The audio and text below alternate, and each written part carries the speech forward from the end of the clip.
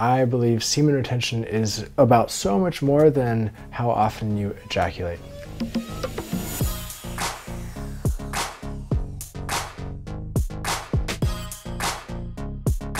Being intentional with my sexual choices, but also being aware of all of my lifestyle choices. Like, all of this is part of a healthy semen retention practice.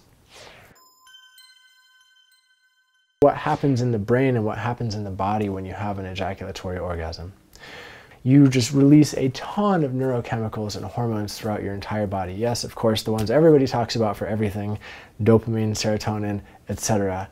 But you also release a compound, a hormone called prolactin. And many people think prolactin is responsible for the refractory period. Your system goes into this relaxation response. When you have an ejaculatory orgasm, these neurochemicals and hormones are released into your body, and there is some research that shows that that lasts up to a number of days. And it's really interesting if you think about it, because the average amount that people with a penis ejaculate each week, according to the research, is around 3 times per week. And these chemicals stay in your system for up to a week or more. So if you're regularly ejaculating 3 times a week, you could make the argument that you are regularly staying in this state of being that is altered in some way.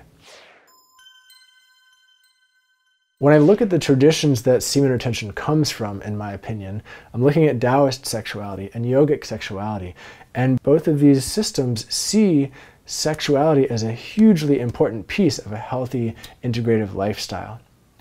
So often in the West, you don't see the merging of sexuality and spirituality, and sexuality is just pushed away.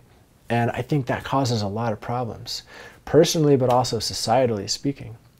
And so these traditions say, like, when you push this stuff away, when you don't deal with it, it's going to bubble up, and it's going to at least make you irritable or put you into a state of mind that's not fully happy and not able to give all of your gifts to the world.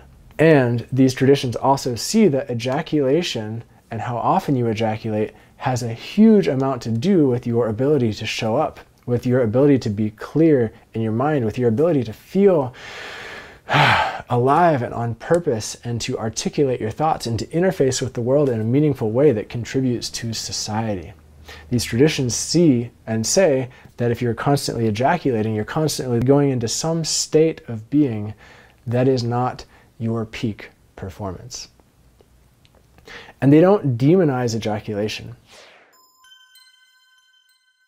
A lot of what I see in the online space around NoFap right now, and NoFap can be beautiful. Like, NoFap is this big movement thing that's happening where a lot of people are saying no to sexuality, no to masturbation, no to sex, and no to porn in general. And that can be really valuable, just to take a break from these things and push them away. But a problem comes in when people start wanting to be sexual again after they push these things away. A lot of times people come from NoFap and they come back into sex, and then they start to experience premature ejaculation, and then they start getting drawn back into porn again, and it's because they haven't developed a healthy relationship with this sexual energy.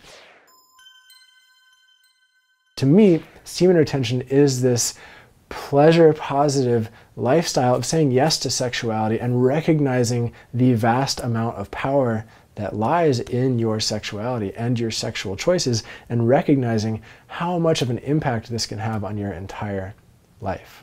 Semen retention is more than just whether or not you ejaculate, but it's where do you let your attention go? Like, where do you ejaculate your attention out? Do you ejaculate your attention out in porn? Do you ejaculate it out by eating 50 cookies? Do you ejaculate it out by just watching movies constantly on Netflix? Or